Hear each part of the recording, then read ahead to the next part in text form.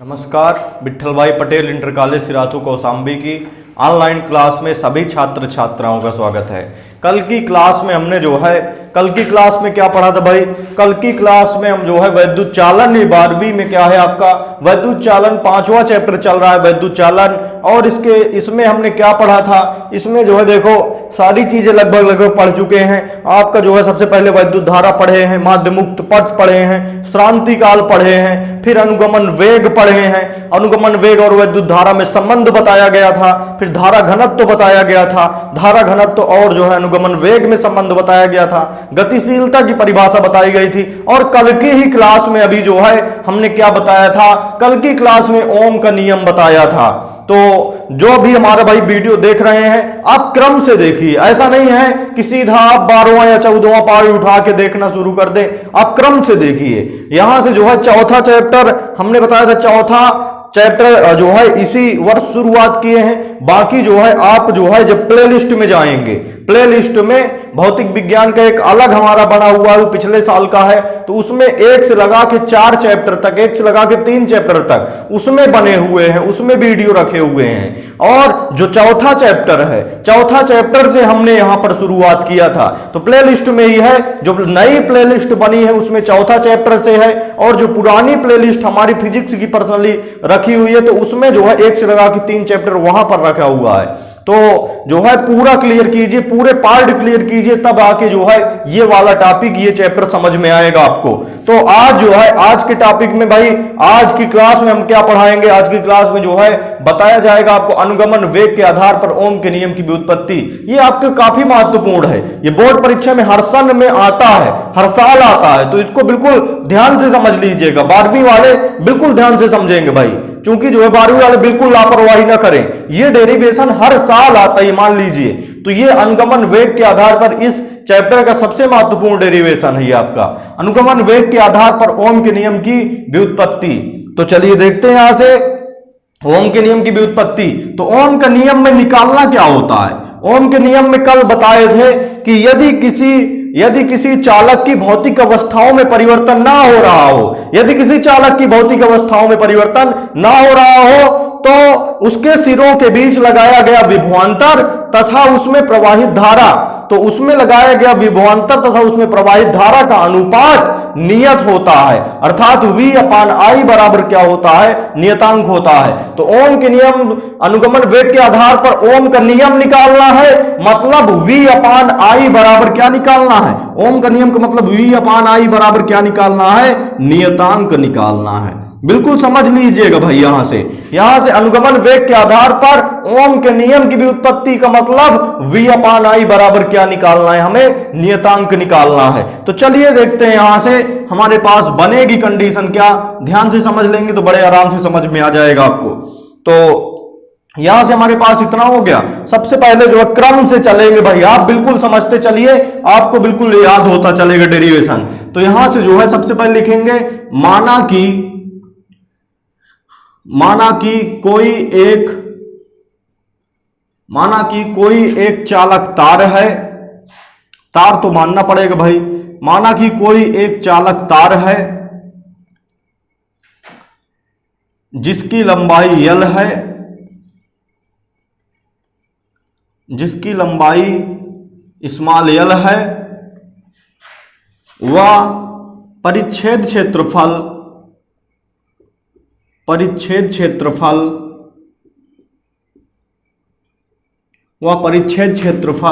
Capital A है। ध्यान से देखिएगा भाई, माना कि कोई एक चालक तार है जिसकी लंबाई L है, वह परिच्छेद क्षेत्रफल A है, तथा तार के प्रति एकांक आयतन में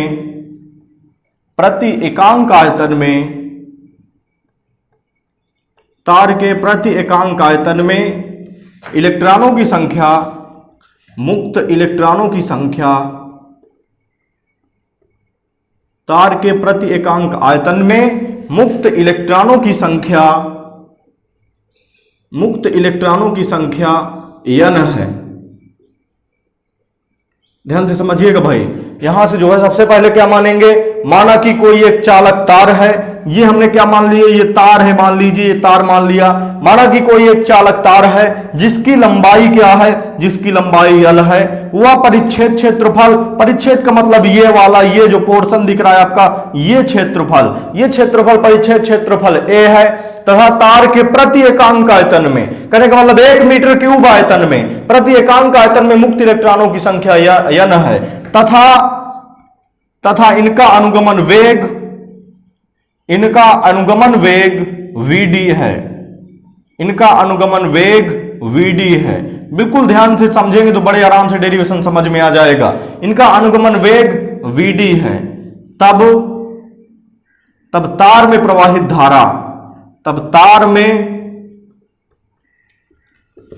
में प्रवाहित धारा, डेरिवेशन की शुरुआत यहीं से होती है।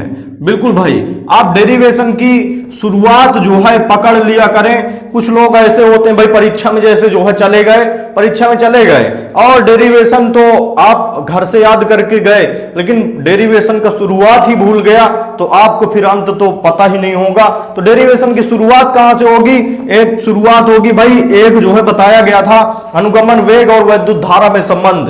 अनुगमन वेग और वैद्युत धारा में संबंध क्या बताया गया था, I बराबर NAVD इंटू E बताया गया था। ये फर्स्ट इक्वेशन है, ये इसकी जरूरत लास्ट तक पड़ेगी, तो इसको यहां लिखे दे रहे हैं भाई फर्स्ट इक्वेशन को, I बराबर NAVD इंटू E, ये फर्स्ट इक्वेशन है। ये बताया गया था क्या, अनुगमन वेग VD और वैद्युत धारा में संबंध बताया गया था, I बराबर NAVD इंटू E बताया गया था। तो इसको एक बार जो है मुंह जबानी थोड़ी अपने से जो है बोलने की कोशिश करेंगे, सभी लोग जो है बोलने की कोशिश करेंगे। भाई यहां से क्या है हमारे पास, सबसे पहले क्या मानेंगे, माना कि कोई एक तार है, माना कि कोई एक चालक तार है जिसकी लंबाई कितनी है, जिसकी लंबाई l है, तथा अनुप्रस्थ परिच्छेद क्षेत्रफल, ये वाला क्षेत्रफल, माना कि कोई एक चालक तार है जिसकी लंबाई l है तथा अनुप्रस्थ परिच्छेद क्षेत्रफल a है, तथा तार के प्रति एकांक आयतन में, इस आयतन में तार के प्रति एकांक आयतन में इलेक्ट्रॉनों की संख्या n है, जिनका अनुगमन वेग vd है। यदि आप इतना लिख पा रहे हैं बड़े आराम से भाई, यहां से जो है आप इमेजिन कीजिए कि एक तार है, माना कि एक चालक तार है जिसकी लंबाई कितनी है, जिसकी लंबाई l है, तथा जो है तार का क्षेत्रफल कितना है, अनुप्रस्थ परिच्छेद क्षेत्रफल a है। माना कि एक चालक तार है जिसकी लंबाई l है तथा इसका अनुप्रस्थ परिच्छेद क्षेत्रफल a है, तथा तार के प्रति एकांक आयतन में इलेक्ट्रॉनों की संख्या, मुक्त इलेक्ट्रॉनों की संख्या कितनी है, मुक्त इलेक्ट्रॉनों की संख्या n है, तथा इनका अनुगमन वेग vd है। तब तार में प्रवाहित होने वाली धारा, तो प्रवाहित होने वाली धारा क्या होगी, I बराबर NAVD इंटू E होगी। ये जो है अनुगमन वेग और वैद्युत धारा में संबंध बताया गया था। यदि आप यहां शुरुआत अच्छे से कर पा रहे हैं, डेरिवेशन पूरी तरह से आपकी समझ में आ जाएगा। तो I बराबर NAVD इंटू E हो गया। अब आगे चलते हैं, यहां से हमारे पास ध्यान से देखिएगा भाई, एक जो है पढ़ाया गया था एक फार्मूला, यदि तार की लंबाई l, यदि तार की लंबाई l व तार की लंबाई l व विभवांतर v हो, तब ध्यान से देखिएगा भाई, एक पढ़ाया गया था वैद्युत क्षेत्र की तीव्रता और विभव जो है विभवांतर में संबंध, वैद्युत क्षेत्र की तीव्रता और विभव प्रवणता में संबंध, वैद्युत क्षेत्र की तीव्रता और विभव प्रवणता में संबंध क्या बताया गया था, E बराबर माइनस डेल्टा V अपान डेल्टा x। ये जो है आपका, ये तीसरे चैप्टर में आपका जब विभव वाला चैप्टर चल रहा था उसमें ही डेरिवेशन आता है, वैद्युत क्षेत्र की तीव्रता और विभव प्रवणता में संबंध। इसको हमने जो है पिछले वीडियो में बताया भी है। तो यहां से यदि माइनस चिन्ह पे छड़ी हो जाए और डेल्टा हटा दिया जाए तो E बराबर क्या बचता है, V अपान x बचता है। तो E बराबर, ध्यान से देखिएगा भाई, V अपान और यहां से x के स्थान पर क्या रख देंगे, यहां से दूरी x ना रख के ये जो दूरी या लंबाई है कितनी है, l है। ध्यान से देखिएगा भाई, E बराबर V अपान ये लंबाई x ना रख के, लंबाई होती है x, लंबाई x ना रख के लंबाई कितनी रख दिया, l रख दिया। ये तो हमारे पास E की वैल्यू निकल आई। और एक फार्मूला और जानते हैं, चूंकि होता क्या है, वैद्युत क्षेत्र की तीव्रता की परिभाषा से, विद्युत क्षेत्र की तीव्रता की परिभाषा से क्या होता है, विद्युत क्षेत्र की तीव्रता E बराबर क्या जानते हैं भाई, F अपान Q0 जानते हैं। बेसिक फार्मूले आप ध्यान रखिए तभी आगे डेरिवेशन बन पाएगा। I बराबर NAVD इंटू E हो गया। अब ये क्या है भाई, विद्युत क्षेत्र की तीव्रता और विभव प्रवणता में संबंध होता था E बराबर माइनस डेल्टा V अपान डेल्टा x होता था, माइनस उपेक्षणी कर दिया, हटा दिया, डेल्टा भी हटा दिया, E बराबर V अपान क्या बचा, x बचा। तो E बराबर V अपान दूरी या लंबाई x के स्थान पर लंबाई कितनी रख दिया, L रख दिया। तो अब यहां से E बराबर V अपान L बच गया। अब इसके बाद एक फार्मूला होता है E बराबर F अपान Q0। तो यहां से ध्यान से देखिएगा भाई, यहां से जो है E इज इक्वल टू कह सकते हैं F अपान, और Q0 एक आवेश है, F अपान Q0 क्या है, ये Q क्या है भाई, आवेश है। तो तार में जो है, तार में क्या प्रवाहित होंगे, इलेक्ट्रॉन प्रवाहित होंगे ना। ध्यान से देखिएगा भाई, तार में क्या बहेंगे, इलेक्ट्रॉन बहेंगे। तार में क्या बहेगा आपका, इलेक्ट्रॉन। तो आवेश किसका लिया जाएगा, इलेक्ट्रॉन का आवेश। इलेक्ट्रॉन के आवेश को किससे व्यक्त करते हैं, E से व्यक्त करते हैं। तो यहां से E बराबर F अपान Q के स्थान पर, इस Q0 आवेश के स्थान पर इलेक्ट्रॉन तार में बह रहे हैं। तार में क्या बह रहे हैं भाई, इलेक्ट्रॉन। तो इलेक्ट्रॉन का आवेश क्या लिया जाएगा, E लिया जाएगा। ध्यान से समझ लीजिए, E बराबर F अपान Q0, Q0 के स्थान पर इलेक्ट्रॉन का आवेश क्या हो गया, E हो गया। अब तिर्यक गुणा करा दीजिए, तिर्यक जब गुणा कराएंगे तो F बराबर क्या हो जाएगा, F बराबर E into capital E into small E हो जाएगा, E इंटू E हो गया। ध्यान से देखेंगे तो बड़े आराम से समझ में आ जाएगा भाई। अब यहां से जो है E की वैल्यू उठा के यहां से यहां रख दीजिए। जब E की वैल्यू उठा के यहां से यहां रखेंगे तो F इज इक्वल टू कितना बनेगा भाई, F बराबर E का मान कितना था, V अपान L था। E बराबर V अपान L इंटू में क्या हो गया, E हो गया। ये बात समझ में आ रही है ना सभी को भाई। ध्यान से देखिएगा, यहां से F बराबर E इंटू E हो गया। E का मान उठा के यहां से यहां पर रख दिया, तो यहां से F बराबर V अपान E के स्थान पर क्या हो गया, V अपान L इंटू में क्या हो गया, E हो गया। चलिए अब आगे देखते हैं। यहां से जब आगे बढ़ेंगे तो हमारे पास बनेगा क्या, इसको हटा दिया जाए। स्क्रीनशॉट आप लेना चाहे तो ले, नहीं तो ऐसे आप कॉपी जो है, कॉपी पेन लेके बैठिए, उसमें लिखते चलिए सभी लोग। ऐसा नहीं कि मुंह जबानी चल रहा है, इसको जो है आप नोट करते चलिए भाई।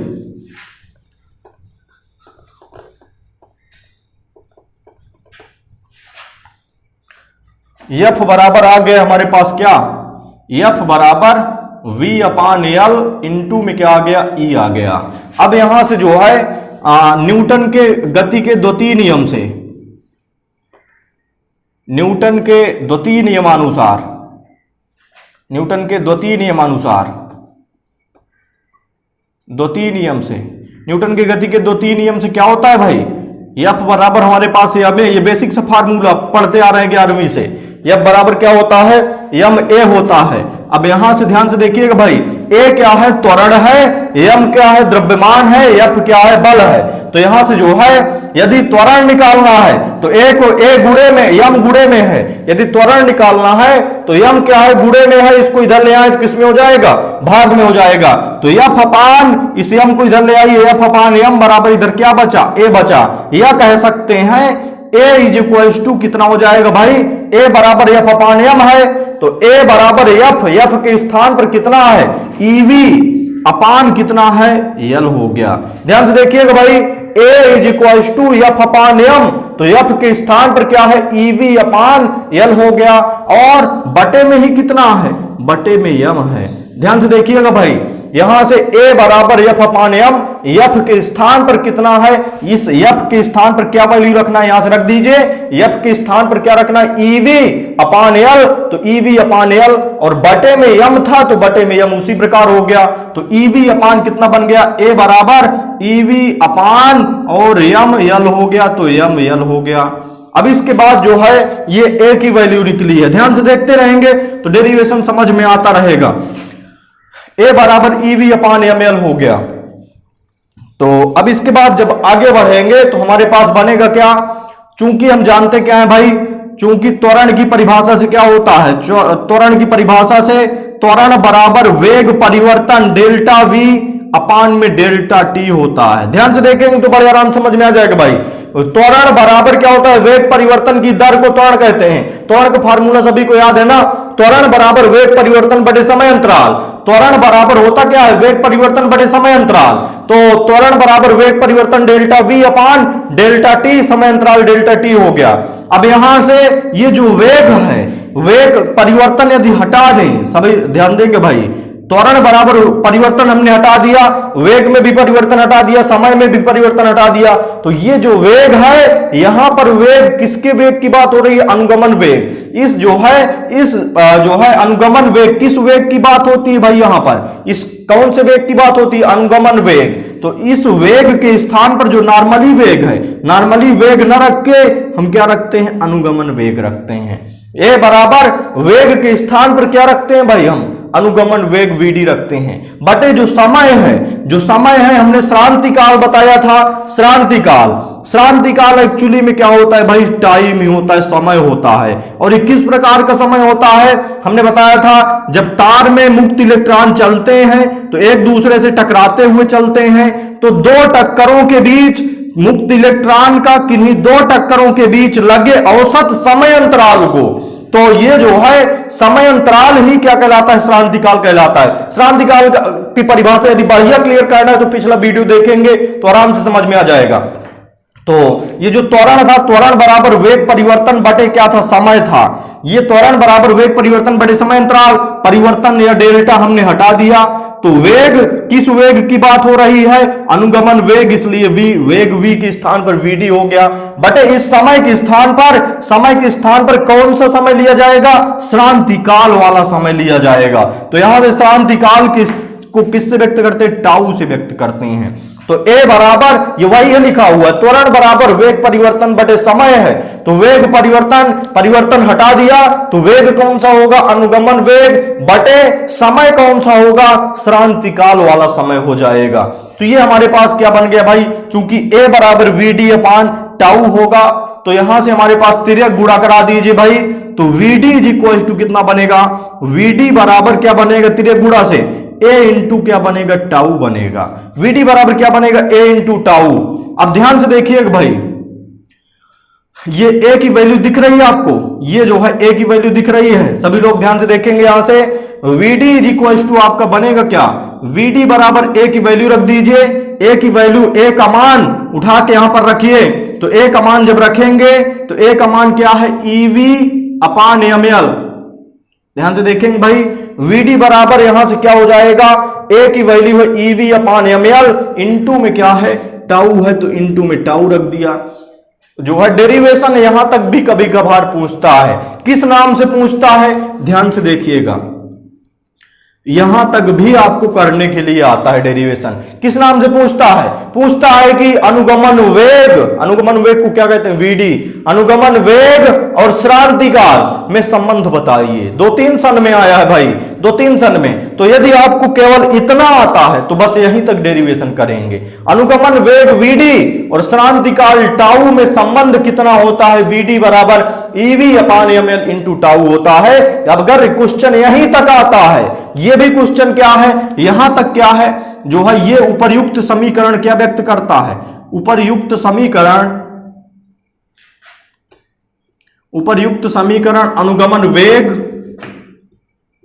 अनुगमन वेग व श्रांति काल में, अनुगमन वेग व श्रांति काल में संबंध व्यक्त करता है, अनुगमन वेग व श्रांति काल में संबंध व्यक्त करता है।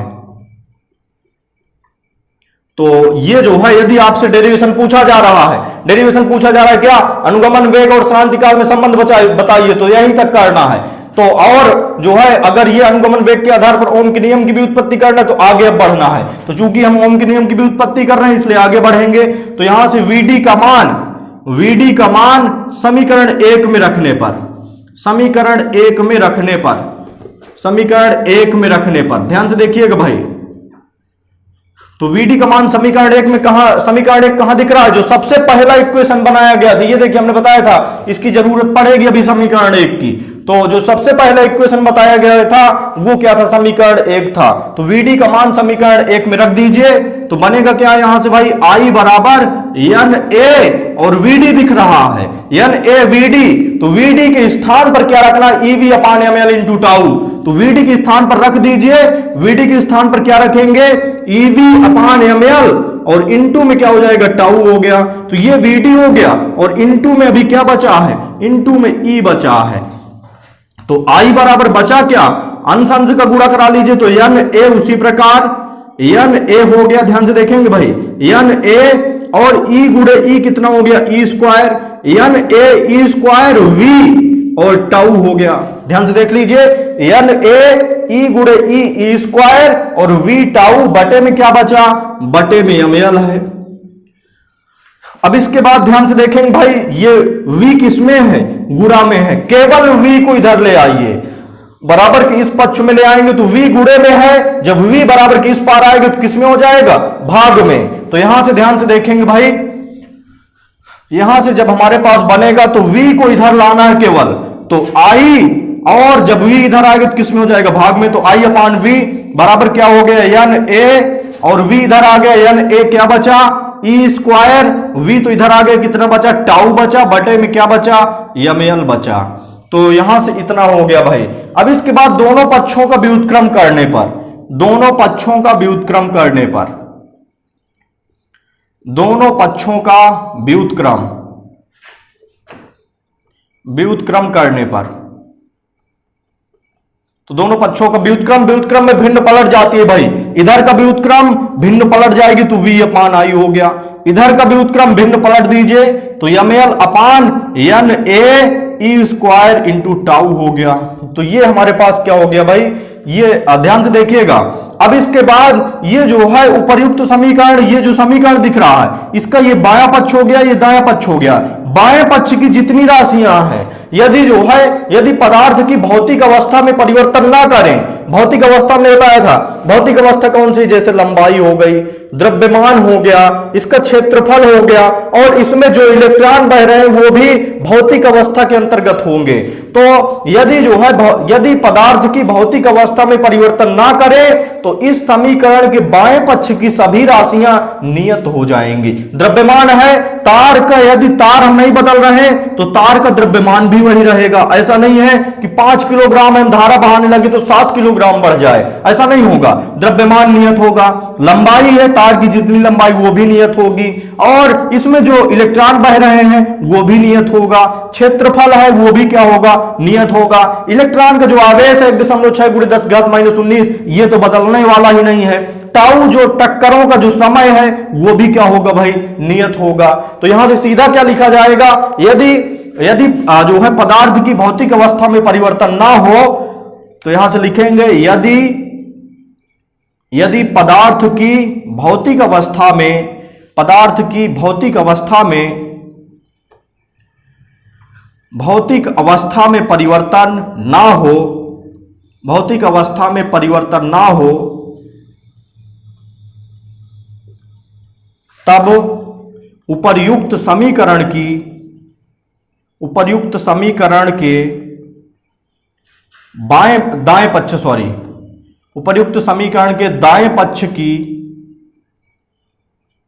सभी राशियां नियत होंगी, सभी राशियां नियत होंगी, नियत होंगी। अर्थात ध्यान से देखेंगे भाई, अर्थात v अपान आई बराबर क्या हो जाएगा, यदि भौतिक अवस्था में, तार के भौतिक अवस्था में परिवर्तन ना हो, भौतिक अवस्था में कोई बदलाव ना हो, तो ये सभी राशियां क्या हो जाएंगी, नियत हो जाएंगी। अर्थात v अपान आई बराबर क्या हो जाएगा, नियतांक हो जाएगा। यही तो क्या होता है, यही ओम का क्या होता है भाई, नियम होता है, यही ओम का नियम होता है। तो अनुगमन वेग के आधार पर किसकी भी उत्पत्ति कर दिए हम, ओम के नियम की भी उत्पत्ति कर दिए। चलिए इसको एक बार मोटा मोटा और समझते हैं। ये तो अभी लिखवाने के अनुसार था, आप यहां तक जो है नोट करते चले थे तो तब ठीक था। सभी लोग जो है भाई नोट करते चलिए, फिर कॉपी बनाते चलिए। अब यहां से मोटा मोटा देखते हैं कि डेरिवेशन में क्या था, दोबारा इसको समझा रहे हैं भाई, ध्यान से देखें। चूंकि बड़ा डेरिवेशन है, आपको याद रखना चाहिए। तो सबसे पहले इस डेरिवेशन की शुरुआत कहां से होती है, अनुगमन वेग और विद्युत धारा में संबंध होता है। सबसे पहले लिखते क्या है, माना कि एक तार है जिसका जो है जिसकी लंबाई L है तथा इसका परिच्छेद क्षेत्रफल A है। माना कि एक चालक तार है जिसकी लंबाई L व परिच्छेद क्षेत्रफल A है तथा तार के प्रति एकांक आयतन में मुक्त इलेक्ट्रॉनों की संख्या n है जिनका अनुगमन वेग Vd है। तब तार में बहने वाली धारा क्या होगी, तार में बहने वाली धारा I बराबर NaVd इंटू E होगी। तो ये आपका फर्स्ट इक्वेशन बनता था। इसके बाद जो है ध्यान से देखिएगा भाई, इसके बाद एक हम फार्मूला क्या जानते थे, फार्मूला जानते थे जो है विद्युत क्षेत्र की तीव्रता तथा विभव प्रवणता में संबंध अर्थात माइनस डेल्टा V अपान डेल्टा एक्स। ये विद्युत क्षेत्र की तीव्रता और विभव प्रवणता में संबंध होता था। तो यहां से माइनस चिन्ह पे छड़ी कर दें, डेल्टा हटा दें तो कितना बनता है, E बराबर V अपान एक्स बनता है। या दूरी x के स्थान पर तार की दूरी, तार की लंबाई कितनी है, L है, तो E बराबर V अपान L हो जाता था। विद्युत क्षेत्र की तीव्रता की परिभाषा से क्या जानते थे, विद्युत क्षेत्र की तीव्रता का फार्मूला क्या होता था, E बराबर F अपान Q0 होता था। यहां से जो है तार में क्या प्रवाहित होते हैं भाई, तार में इलेक्ट्रॉन प्रवाहित होते हैं। तो आवेश किस चीज का रखा जाएगा, इलेक्ट्रॉन का आवेश क्या होता है, E से व्यक्त करते हैं। तो यहां से Q0 या आवेश के स्थान पर क्या हो जाएगा, E हो जाएगा। तो E बराबर F अपान E, या कह सकते हैं, ध्यान से देखिएगा भाई, या कह सकते हैं तिर्यक गुणा करा दीजिए तो F बराबर क्या हो जाएगा, E इंटू E हो जाएगा। अब यहां से F बराबर E के स्थान पर मान रख दो तो E के स्थान पर कितना मान होगा, V अपान L, और इंटू में क्या है, E है। तो F बराबर E के स्थान पर देखिए E बराबर क्या रखा है, V अपान L इंटू E हो गया। ये हो गया। अब गति के जो है न्यूटन के गति के द्वितीय नियम से क्या जानते थे, F बराबर m इंटू A। अब यहां से m को इधर ले आइए तो इधर क्या बचेगा, A। m इधर आएगा तो किस में हो जाएगा, भाग में, तो F अपान क्या हो गया, m हो गया। अब F की वैल्यू रख दीजिए तो A बराबर F की वैल्यू कितनी है, EV F की वैल्यू क्या है, EV अपान L, और इंटू में क्या है, m है। ध्यान से देखिएगा भाई, A बराबर F अपान m, F की वैल्यू EV अपान L इंटू में क्या हो गया, m हो गया।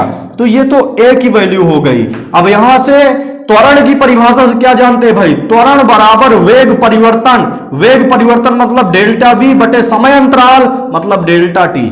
त्वरण बराबर वेग परिवर्तन बटे समय अंतराल होता है। अब यहां से ये डेल्टा हटा दे, परिवर्तन हटा दें, तो A बराबर वेग बटे समय, वेग कौन सा लिया जाएगा, अनुगमन वेग को किससे व्यक्त करते हैं, Vd से, बटे समय क्या होता है, हमने बताया था दो टक्करों के बीच जो लगे औसत समय अंतराल है, दो टक्करों के बीच लगा औसत समय क्या कहलाता है, समय टाउ होता है, श्रांति काल होता है। तो समय के स्थान पर श्रांति काल वाला समय हो गया। अब तिर्यक गुणा करा दीजिए तो Vd बराबर क्या हो जाएगा, A इंटू टाउ हो गया। अब यहां से A के स्थान पर वैल्यू रखिए तो Vd बराबर क्या बनेगा, A के स्थान पर क्या रखेंगे भाई, EV अपान ml। ध्यान से देखिएगा भाई, A की वैल्यू क्या थी, EV अपान ml, इंटू में क्या है, टाउ है। अब इसके बाद यहां से जो है ये भी एक डेरिवेशन पूछा जाता है। ये किसका डेरिवेशन है, यहां तक भी पूछा जाता है। अगर आपसे कहे कि अनुगमन वेग और श्रांति काल में संबंध बताइए तो बस केवल और केवल यहीं तक करना है और आगे करना नहीं है डेरिवेशन। अब इसके बाद ये Vd का मान समीकरण 1 में रखने पर तो I बराबर क्या हो जाएगा, Na। Vd का मान रख दीजिए भाई, Vd का मान क्या है आपका, EV अपान ml, और इंटू में क्या है, टाउ है। ध्यान से देखिएगा भाई, तो NaVd ये तो अभी क्या है, Vd का मान है, इंटू में क्या है, E है। तो अब यहां से जो है I बराबर क्या हो जाएगा, Na E गुणे E स्क्वायर, और V टाउ अपान में क्या हो जाएगा, ml।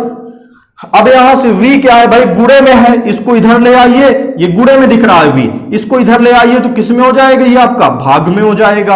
अब दोनों पक्षों का व्युत्क्रम कर दीजिए तो इधर का व्युत्क्रम करेंगे भिन्न पलट जाएगी, भिन्न पलट गई तो V अपान I, इधर का व्युत्क्रम करेंगे तो क्या बनेगा, ml अपान में क्या हो जाएगा, Na E square into tau हो जाएगा। तो ये हो गया। अब यहां से हमने बताया था कि यदि उपर्युक्त समीकरण की यदि पदार्थ की भौतिक अवस्था में परिवर्तन ना हो रहा हो, यदि तार के भौतिक अवस्था में परिवर्तन ना हो रहा हो, तो उपर्युक्त समीकरण के दाएं पक्ष की, ये दाएं पक्ष है, दाएं पक्ष की सभी राशियां नियत हो जाएंगी। द्रव्यमान नियत, लंबाई नियत, क्षेत्रफल नियत, सारी राशियां क्या हो जाएंगी? नियत हो जाएंगी। यदि पदार्थ की भौतिक अवस्था में कोई परिवर्तन ना हो रहा हो, तो उपयुक्त समीकरण के दाएं पक्ष की सभी राशियां क्या हो जाएंगी? नियत हो जाएंगी। अर्थात v/i बराबर क्या हो जाएगा? नियतांक हो जाएगा या नियत हो जाएगा, नियतांक। यही क्या है? ओम का नियम है। तो यहां से शुरुआत करते हैं, यहां पर पहुंचते हैं। ये पूरा डेरिवेशन आपका क्या कहलाता है? अनुगमन वेग के आधार पर ओम के नियम की क्या कहलाता है? व्युत्पत्ति कहलाता है। हमें उम्मीद है भाई कि ये डेरिवेशन आपको क्या है? समझ में आ गया होगा। ये डेरिवेशन आपको समझ में आ गया होगा। अगर आपको बढ़िया तरीके से समझ में आया है तो नीचे कमेंट में जरूर लिखें कि समझ में आ गया है। और वीडियो को यदि आपको पसंद आया है, बढ़िया समझ में आई ये चीज, तो वीडियो को लाइक जरूर करेंगे भाई। लाइक करने से क्या है? आपका मोटिवेशन हमारा बना रहता है, जिससे वीडियो लगातार आपको मिलते रहेंगे भाई। और इसके बाद जो यदि बढ़िया समझ में आया है तो आप जो है वीडियो में नीचे कमेंट में जरूर लिखेंगे कि समझ में आ गया है, बढ़िया जो है सही ढंग से आ गया है जो है। और यदि कोई बाहरी लड़का देख रहा है ये जो है वीडियो, या हमारे जो है हमारी क्लासें बाहरी लड़का देख रहा है दूसरे विद्यालय का, तो चैनल भाई सब्सक्राइब जरूर कर लेंगे। और इसके बाद जो है चूंकि आपको जो है पूरे लगातार वीडियो मिलते रहेंगे उससे।